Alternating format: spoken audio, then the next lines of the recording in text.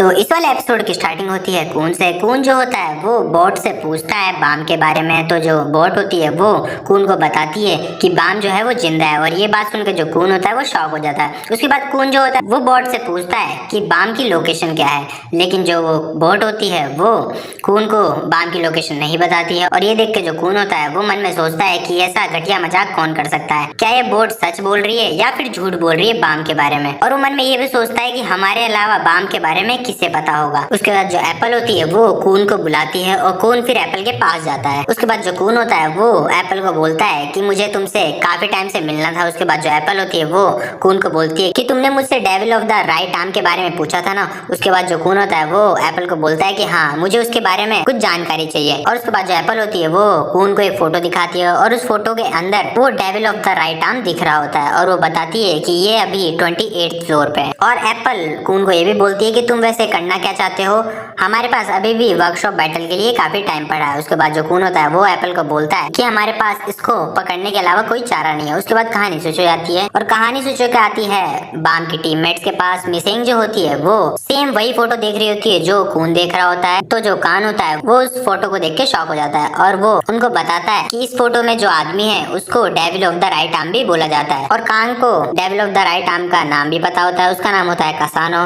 और फिर कहानी स्विच होकर आती है रूम में सभी बैठे होते हैं और जो कान होता है वो उन सभी को कसानो के बारे में बताता है। और उसके बाद जो कान होता है वो उन सबको बताता है कि बचपन में मैं और कसानो दोनों साथ में पले बड़े हैं, हमको मिडिल एरिया में ही पाला गया है और हमको एक ही सिक्योरिटी में बड़ा किया गया है। और जो होता है वो कान को बोलता है कि क्या वो ह्यूमन बींग्स को अपने टेस्ट के लिए यूज कर रहे हैं। तो जो कान होता है वो जॉ को बोलता है कि हाँ, तुमने बिल्कुल ठीक कहा, जो टेस्ट एडमिनिस्ट्रेटर्स हैं वो वर्कशॉप वेपन्स को बनाने के लिए ह्यूमन बींग का इस्तेमाल करते हैं और उन लोगों में मैं भी था। और इस वर्कशॉप वेपन को बनाने में बहुत लोगों की जान जाती है। उसके बाद जो कान होता है वो कसानो और अपनी बचपन की कहानी बताने लग जाता है सभी को कि वो बचपन में बिल्कुल भाई की तरह थे, वो दोनों साथ में ही रहते थे और साथ में ही क्लासेस जाते थे। उसके बाद उनके पास एक सोफिया नाम की लड़की आई जो कि उनकी टीचर थी। और सोफिया कान और कसानो को लैंग्वेज की सब्जेक्ट पढ़ाती थी और वो इतने अच्छे से उन दोनों को पढ़ाती थी कि उन दोनों को लगता ही नहीं था कि जो सोफिया है वो उनकी एक टीचर है। और पहले कान और कसानो का नाम 21 और 99 था। तो जो सोफिया होती है वो उन दोनों का नाम चेंज करके रखती है, एक का नाम कान और एक का नाम कसानो। और ये नाम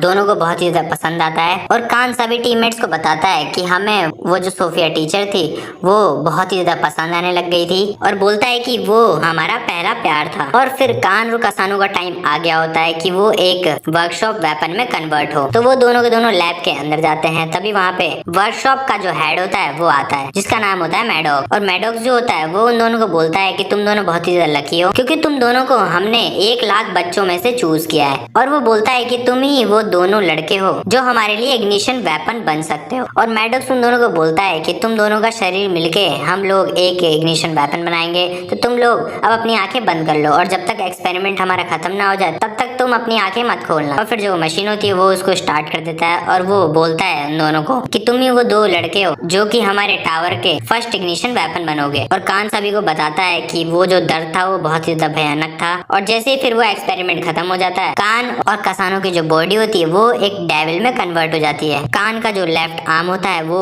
डेविल में कन्वर्ट हो जाता है और जो कसानो होता है उसका राइट आर्म जो होता है वो डेविल में कन्वर्ट हो जाता है। और कान सभी को बताता है कि कसानो और मुझ में बहुत ही तगड़ी शक्तियां आ जाती है और हमारी जो बॉडी होती है वो पूरी की पूरी चेंज हो जाती है। और कान सभी को ये भी बताता है कि उसके बाद से हमें कभी भी जो सोफिया मैम थी वो नहीं दिखी, पता नहीं सोफिया को क्या हो गया था। और उसके बाद कान सभी को बताता है कि उसके कुछ सालों बाद मैं खुद को देखता हूँ कि मैं कहीं पे ट्रांसपोर्ट हो रहा हूँ और वहाँ पे बहुत ही ज्यादा ठंड है और बर्फ की बारिश हो रही है। और उसके बाद कान को टावर के मास्टर दिखाई देते हैं और वो फिर बोलता है कि उसके बाद मैं जैसे ही उठता हूँ तो मैं टावर के अंदर मिलता हूँ और मैं एक रेगुलर बन गया होता हूँ। और वो फिर थैंक यू बोलता है कि उसको ये पावर मिली जिससे वो टावर के ऊपर आसानी से चढ़ सकता है। और उसके बाद वो बताता है कि मैं जैसे ही टावर पे आगे बढ़ रहा था तो कुछ लोग मेरा राइट आर्म को देख के सब डेविल बोलते थे मुझे, और ये सुन के मैं बहुत ही ज्यादा गिल्टी फील करता था। और उसके बाद कान सभी को बताता है कि मैं 20th फ्लोर पे जाने के बाद उसके आगे नहीं बढ़ा और वहीं पे रुक गया। और उसके बाद जो व्हाइट हेड होता है वो कान से बोलता है कि कसानो का क्या हुआ। तो जो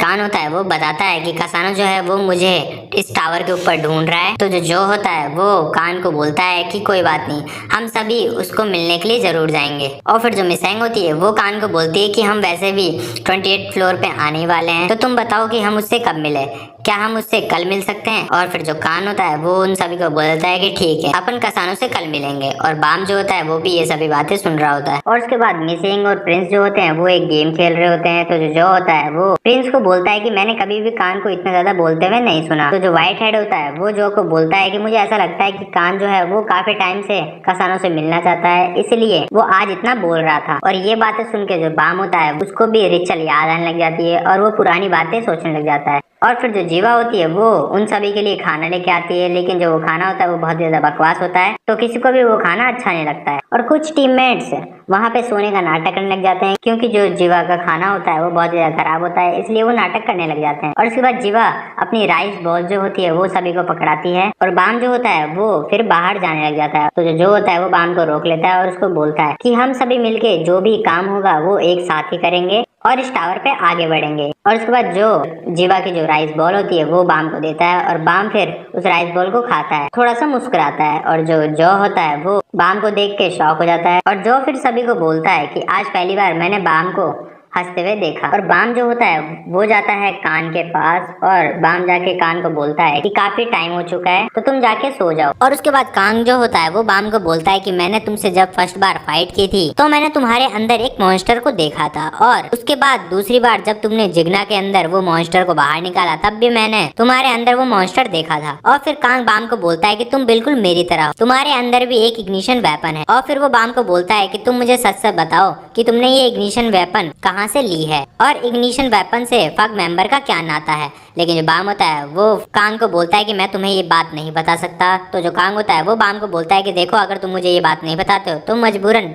मुझे तुम पे हाथ उठाना पड़ेगा। और फिर जो कांग होता है वो बाम को चिल्लाते हुए बोलता है कि मुझे जानना है कि इतने सारे लोग इग्निशन वेपन के लिए कहाँ मर रहे हैं, मुझे उन सब की जान बचानी है। और जैसे ही फिर कांग बाम के ऊपर वार करता है तो उसके पास जाके उसका पंच रुक जाता है और उससे वो पूछता है कि मैं तुमसे आखिरी बार पूछ रहा हूँ, मुझे तुम साफ साफ बता दो। फिर जो बाम होता है वो कांग को बोलता है कि देखो, मुझे उसके बारे में तो नहीं पता, लेकिन मुझे जितना पता है मैं तुमको उतना बता देता हूँ। और फिर बाम कांग को बोलता है कि 7 साल पहले जब मैं फग मेंबर को ज्वाइन किया था तो वहाँ पर एक आदमी आया था और वो आदमी मुझे एक पावर दे के गया और वो मुझसे बोला कि इस पावर से तुम अपनी डेस्टिनी तक पहुंच सकते हो, तुम भगवान बन सकते हो, तुम्हें जो चीज चाहिए तुम वो आराम से ले सकते हो। और तभी वो इंसान वहां से गायब हो जाता है और बाम को एक रेड लाइट दिखाई देती है और वो उस लाइट से बेहोश हो जाता है। उसके बाद जैसे ही वो उठता है तो उसको महसूस होता है कि उसके अंदर एक इग्निशन वेपन आ चुका है और ये बात वो कांग को बता रहा होता है। और फिर बाम कांग से माफी मांगता है और बोलता है कि मैंने जब तुम्हारी स्टोरी सुनी थी तो मुझे पहले यही लगा था कि अपन दोनों सेम है, लेकिन तुम्हारे पास जो इग्निशन वेपन है वो अलग तरह से मिली है और मेरे पास जो इग्निशन वेपन है वो मेरे शरीर के अंदर पहले से ही है। उसके बाद जो कांग होता है वो बाम से माफी मांगता है और बोलता है कि सॉरी, मुझे ये बात पहले से ही पता थी, मैं तो बस तुमसे जानना चाहता था और मैं चाहता था कि मैं जाते जाते इस जगह से ये सब क्लियर करके जाऊँ। और वो बाम को ये भी बोलता है कि तुम हमारी जो ये कन्वर्सेशन है वो भूल जाना और अब मैं यहाँ से जा रहा हूँ। उसके बाद जो बाम होता है वो कांग को बोलता है कि तुम यहाँ से सच में जा रहे हो। तो जो कांग होता है वो बाम को बोलता है कि हाँ, मैं यहाँ से सच में जा रहा हूँ, मैं अकेला ही अपने जो भाई है कसानो उसको मैं ढूंढ लूंगा, तुम्हें हम मेरे साथ जाने की जरूरत नहीं है क्योंकि वहाँ पे खतरा भी हो सकता है और मैं तुम्हें खतरे में नहीं डाल सकता, मैं तुम्हें अपनी फैमिली समझता हूँ। और ये बात बोल के जो कांग होता है वो वहाँ से चला जाता है। उसके बाद जो बाम होता है वो भी वापस से हॉल में आ जाता है और हॉल के अंदर उसके सारे टीममेट्स बैठे होते हैं। और जो मिसिंग होती है वो बाम को बोलती है कि तुम इतनी देर से बाहर कर क्या रहे थे। और कोसिंग जो होती है वो बाम को बोलती है कि मुझे तो ऐसा लगा था कि तुम बाहर कांग से बात कर रहे हो। तभी जो होता है वो सभी को बोलता है कि मैं तो बहुत ही एक्साइटेड हूँ कसानो से मिलने के लिए और मैं सोच रहा हूँ कि मैं कल क्या पहनूं। और फिर कहानी सोच के आती है कांग के पास। कांग जो होता है वो मन में सोच रहा होता है कि अब कुछ भी हो जाए कसानो से मैं मिल के रहूंगा और जल्द ही कसानो और मैं मिलने वाले हैं। और फिर कहानी सोच के आती है कून के पास। कून और उसके टीममेट्स प्लान बना रहे होते हैं कि कसानो को कैसे पकड़ा जाए और कून फिर अपने टीममेट्स को बताता है 2 जने मेरे साथ चलेंगे कसानो को पकड़ने के लिए और एक जो मेंबर होगा वो रिचल का ध्यान रखेगा इधर ही। और ये एपिसोड होता है यहीं पे खत्म।